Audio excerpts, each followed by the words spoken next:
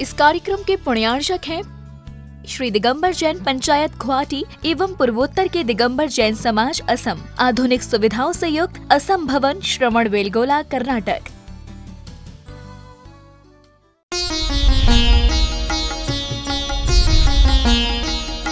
सुधा प्रश्नोत्तरी। गुरुवार नमोस्तु। तीर्थ क्षेत्रों पर यात्रियों के प्रयोग के लिए रखे गए वाहनों का दुरुपयोग करना कितना उचित है? देखो, जो मंदिर की चीज में उपयोग में आती है उस समय आपको उसमें कोई निजी उपयोग नहीं करना चाहिए। कोई भी चीज में बार बार कहता हूँ, मंदिर का कलश भी घर अपने आप में गंधोदक के लिए नहीं ले जाना चाहिए। घर ले जाते ही वो आपके निजी उपयोग में आ गया। कोई भी चीज, बीनागंज में कुम्भराज के संबंध में एक शिकायत आई थी कि कुम्भराज से जो गाड़ी चलती है, लौट करके उसके में लोग अपने घर का व्यापार, सब्जी आदि किराने सामान उसी में लाद के लाते हैं। ये बहुत बड़ा गलत है। दातार का दान देने का मतलब क्या है? ये निर्माल है। दातार ने गाड़ी किसी दूसरे पर्पस से दी है, तुम दूसरे पर्पस का उपयोग कर रहे हो। मैं तो यहाँ तक कहता हूँ कि यदि आप घर से मंदिर जाने के लिए निकले हैं तो सब्जी की टोकरी लेकर मत निकला करो, दोबारा चले जाना। कितना बड़ा, यदि मान लीजिए कितनी बड़ी हानि, देखिए मैं आगम से सिद्ध करता हूँ। आप सब्जी की टोकरी ले गए, मंदिर के रास्ते में सब्जी मंडी पड़ती थी, आपने दुकानदार के यहाँ सब्जी की टोकरी रख दी और आप मंदिर जा रहे हैं। कुचित का जाते तो यदि आपको आयु का बंध होगा तो आपकी सब्जी की टोकरी रखी है, आप उसी सब्जी खरीदते समय जो गति होगी वही तुम्हारी गति होगी। मरण हुआ मंदिर में और गति होगी सब्जी में। यानी सब्जी की टोकरी के यहाँ तुम सब्जी रख के आए कि हम मंदिर से आके लौट के आएंगे, और यदि वहाँ मरण हो गया तो उसी काछी के यहाँ सब्जी के कीड़ा बनोगे। किसी बैगन में, किसी टमाटर में, किसी उसी के यहाँ बनोगे, क्योंकि टोकरी कहाँ छोड़ के आए। इसलिए मंदिर जाते समय कोई भी चीज का संकल्प नहीं करना। कोई भी चीज का, मंदिर जा रहे हैं बस, हो सकता है मंदिर में मरण हो जाए तो गति का बंध कैसा हो जाए, देवगति का। इसलिए मंदिर जाते समय कोई दूसरी चीजों का विकल्प नहीं करना। और मंदिर की गाड़ियों का प्रयोग करते हैं तो बाकायदा बहुत बड़ा निर्माल का दोष है, बहुत बड़ा। मंदिर का द्रव्य खाने का नाम अकेले चढ़े हुए चावल नहीं खाना, यही निर्माल नहीं है। निर्माल के अनेक भेद हैं, निवेदित, अनिवेदित। आपने मंदिर को दे दिया, मान लो तुम्ही ने गाड़ी दी है, मैंने ही तो गाड़ी दी थी, मैं इसको उपयोग कर सकता हूं, नहीं कर सकते, आप दान में घोषित कर चुके हैं। और यदि तुम्हारी गाड़ी है तो बहुत बड़ा दोष है। ये परंपराएं बंद होना चाहिए। जिस दातार ने दिया है उस दातार की भावना का ध्यान रखो। उसने मां भगवान के अभिषेक के लिए दिया है और तुम उसमें किराना भर के ला रहे हो। बंधुओं, बहुत नुकसान है। और तुम यदि ऐसा करते रहे तो एक दिन तुम्हारी दशा ही हो जाएगी तो कि तुम किराना भरने लायक भी नहीं रहोगे। दुकान का ही डिब्बा बैठ जाएगा।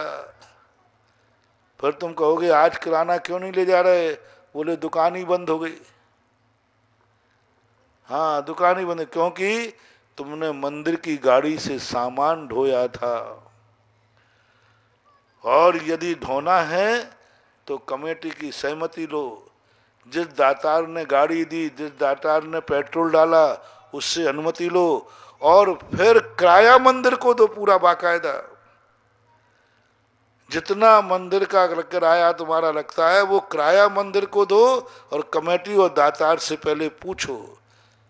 उस गाड़ी में बैठ करके खाना पीना भी नहीं करना।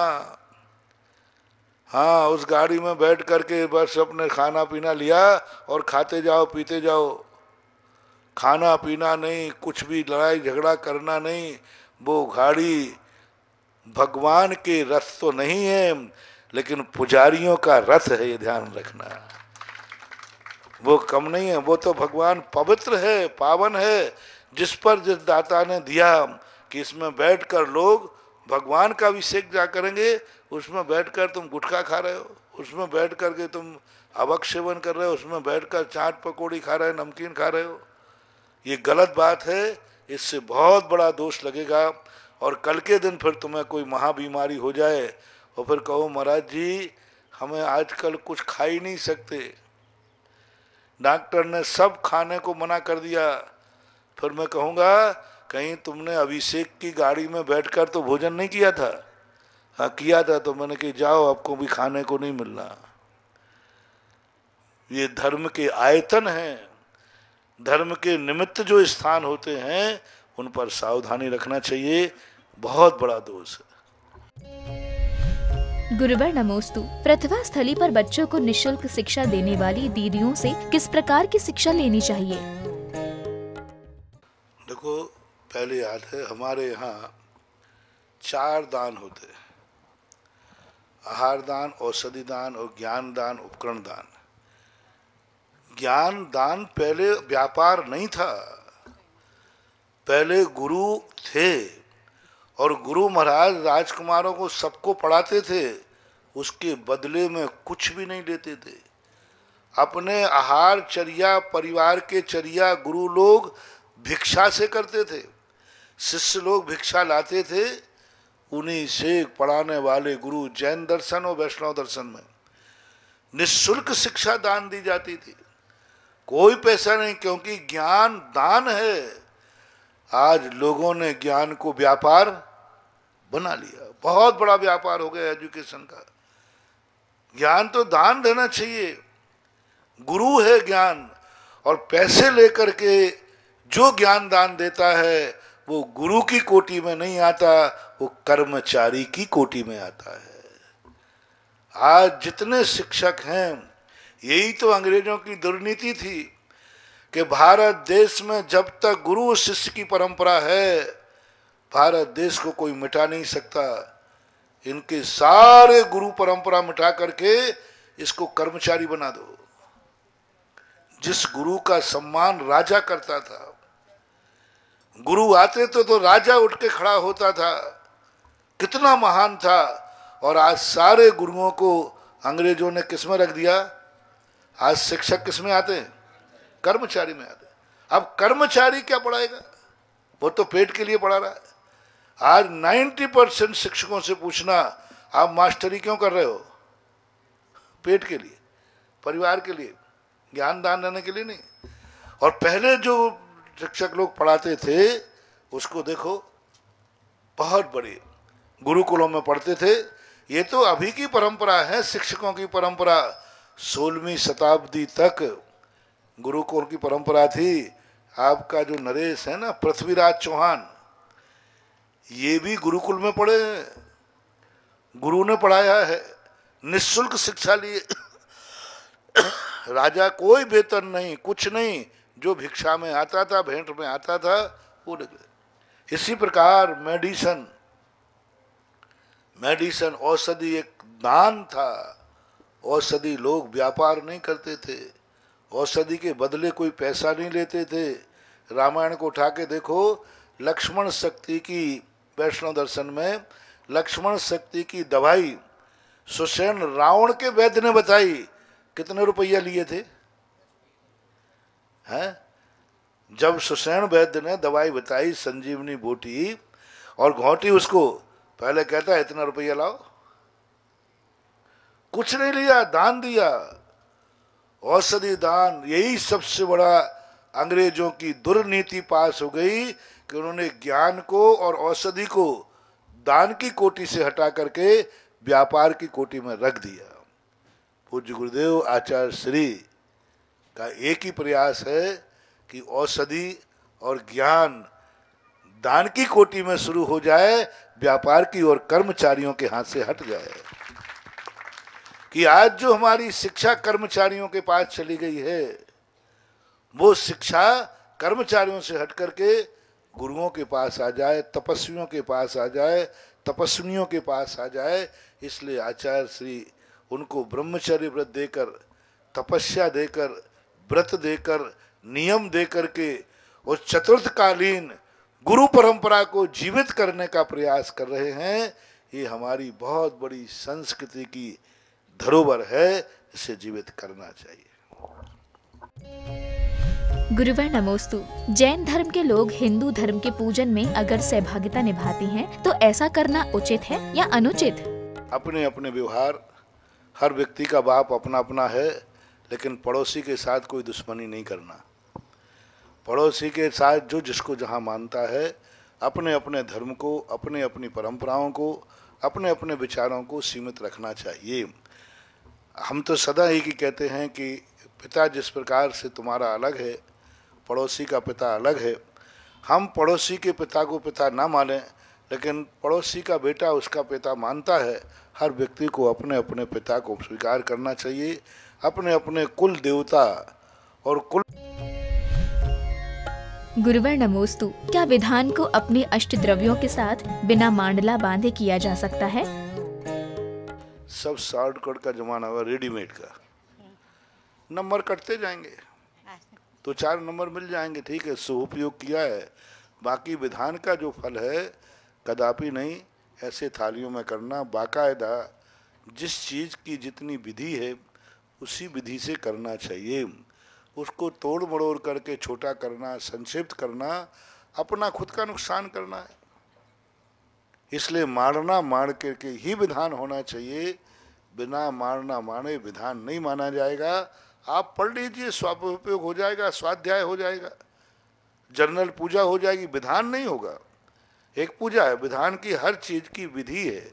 और जितने जितने आप शॉर्टकट होते जाएंगे माइनस मार्क होता जाएगा। एक दिन में सिद्ध चक्र मंडल विधान करना, हम तो कहते घंटे भर में कर लो, ओम ह्रीम स्वाहा स्वाहा स्वाहा स्वाहा स्वाहा, तुम्हारी मर्जी पड़े कुछ भी करो, लेकिन विधि तो विधि ही है। साल भर कोई कहे कि मैं तो 1 महीने में पढ़ाई कर लूंगा, नहीं, क्लास तो साल भर ही लगेगी।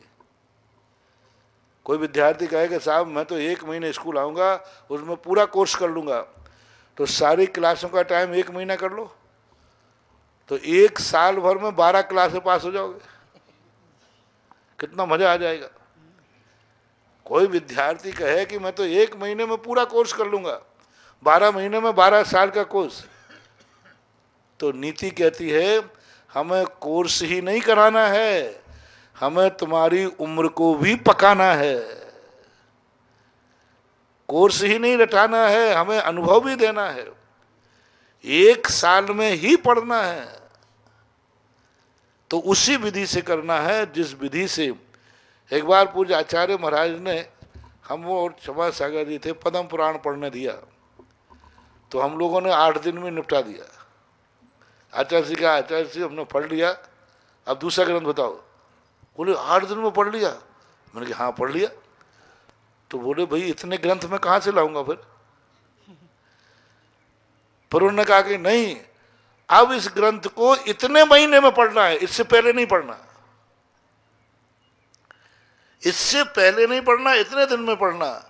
क्योंकि कालेन पच्यते विद्या, विद्या जल्दी पढ़ने से ज्यादा आ जाए सो बात नहीं। विद्या जितने लंबे टाइम तक खींचोगे उतने ही विद्या का फल मिलता है। इसलिए जल्दी सिद्ध चक्र मंडल विधान करने से 1 दिन का ही फल मिलेगा, बस सीधी बात। 8 दिन का फल मिलने वाला नहीं है। हमारे यहाँ ये देखा गया कि आपने शुभ उपयोग कितने घंटे किया, तो आपने 1 दिन में कर लिया, तो और एक ने 8 दिन किया, तो 8 दिन करने वाले को पहले दिन जितना पुण्य मिला था उतना ही नंबर तुम्हें मिल जाएंगे, 7 दिन के नंबर कट जाएंगे। अब आप देख लो कि 7 दिन के नंबर कट गए, 1 दिन के मिल गए, पास हुए कि फेल हो गए, नंबर कटेंगे। 7 दिन में ही, 8 दिन में ही करना है, उतने विधान करना है, वो उसका एक महत्व अलग होता है। गुरुवर नमोस्तु। मूर्तियों को मनोहर या आकर्षक कहने के मूल गुण क्या हैं?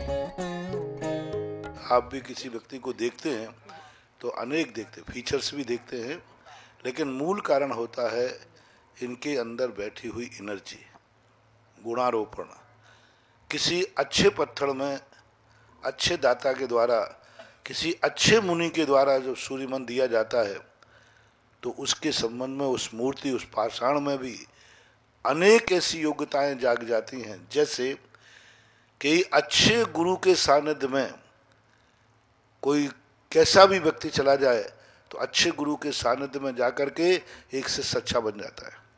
वही विद्यार्थी पढ़ के नहीं जानता, लेकिन ट्यूशन पे अच्छा टीचर मिल जाए तो अच्छा होशियार हो जाता है जी। अच्छी संगति मिल जाए तो हो जाता है। इसी प्रकार मूर्तियों के संबंध में यदि अच्छे ढंग से कोई मूर्ति में सूर्यमन दिया गया है तो वे मूर्तियां अपनी रक्षा करती हैं, और जब वो प्रकट हो जाती हैं तो सारे संसार की रक्षा करती हैं। तो हम लोग भी उस चीज को भूगर्भ से निकली हुई जितनी मूर्तियां होती हैं, इनमें नियम से एक ऐसी शक्ति होती है कि उन आताताई शक्तियों से स्वयं को बचाया, और स्वयं को बचा करके भूगर्भ से निकली हुई मूर्तियों में क्यों अतिशय चमत्कार की स्थिति बन जाती है? क्योंकि वो मूर्तियों ने इतनी ताकत है कि स्वयं को बचाया, और जो स्वयं को बचा सकता है उसकी छाया में जो जाएगा वो दूसरे को भी बचाने में समर्थ होता है।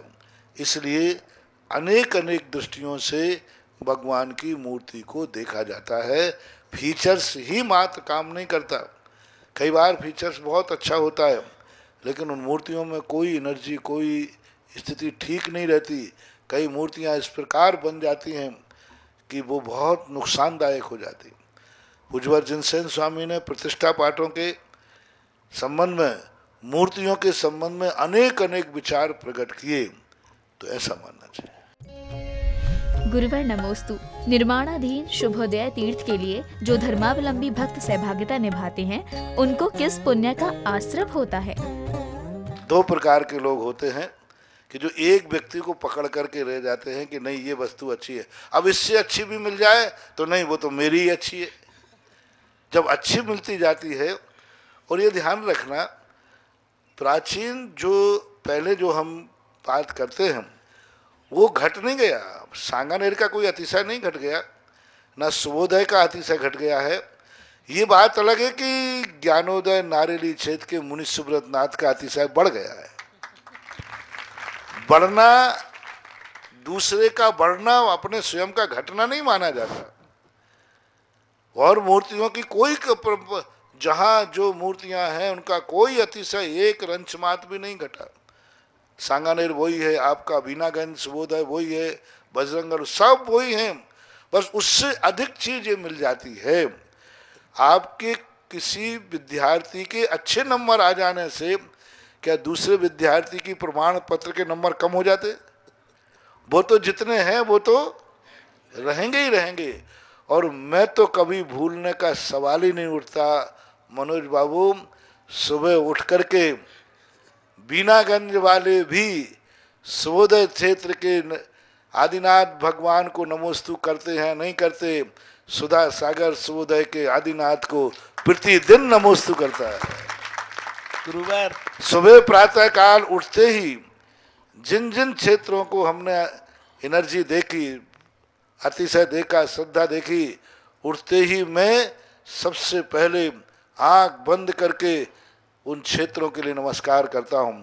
और मैं प्रतिदिन प्रातः काल, जो मेरे सामायिक के बाद स्तुति का काल होता है, उस समय में प्रतिदिन सुबोधय में रहता हूं। अब उस समय तुम लोग वहां कोई मिलते ही नहीं हो, मैं क्या करूं?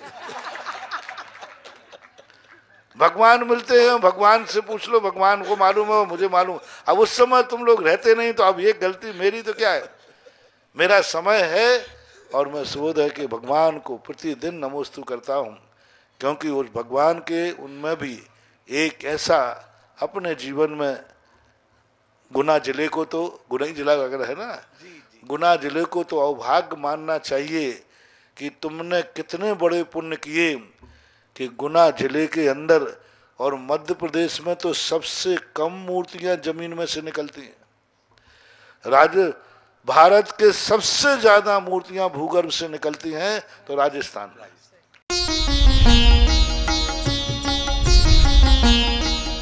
सुधा प्रश्नोत्तरी। इस कार्यक्रम के पुण्यार्चक थे श्री दिगंबर जैन पंचायत गुवाहाटी एवं पूर्वोत्तर के दिगंबर जैन समाज असम, आधुनिक सुविधाओं से युक्त असम भवन, श्रवण बेलगोला, कर्नाटक।